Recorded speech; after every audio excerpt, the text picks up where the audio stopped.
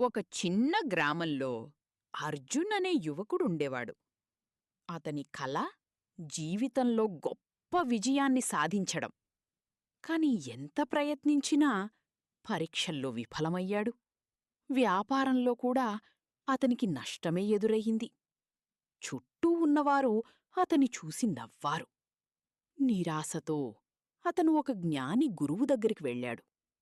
ఏడుస్తూ నేను ఎందుకు మళ్ళీ మళ్ళీ ఓడిపోతున్నాను అనడిగాడు. గురువు అతనికొక భారీ ఇనుప తలుపు చూపించాడు. ఈ తలుపు వెనుక నీ విజయం ఉంది అని చెప్పారు. తలుపు పక్కన 100 తాళాలు వేలాడుతున్నాయి. అర్జున్ ఒక్కో తాళాన్ని ప్రయత్నించడం ప్రారంభించాడు. ఏ ఒక్క తాళం పనిచేయలేదు.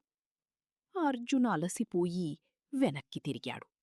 అప్పుడు గురువు చిరునవ్వుతో చివరి తాళమిచ్చి ఇలా అన్నారు: నీ విజయం ఇంకో తాళం దూరంలో ఉండొచ్చు. అర్జున్ చివరి తాళాన్ని చేతిలో పట్టుకున్నాడు. గాఢంగా శ్వాస తీసుకుని తాళాన్ని తాళపు చెవిలో పెట్టాడు. క్లిక్! భారీ తలుపు నెమ్మదిగా తెరుచుకుంది. లోపల బంగారం లేదు, ధనం లేదు, ఒక ప్రకాశించే అద్దం మాత్రమే ఉంది. అద్దంలో అతని ప్రతిబింబం కనిపించింది. అద్దంపై ఒక సందేశం వెలిగింది: విజయం తలుపు తెరుచుకునే చివరి తాళం నీ పట్టుదల. ఆ క్షణంలో అర్జున్ నిజాన్ని గ్రహించాడు. ఓటమి అంటే అంతం కాదు, సరైన తాళం దొరికే వరకు చేసే ప్రయత్నమే. నువ్వు వదిలియబోయే క్షణానికి ముందే విజయముండొచ్చు.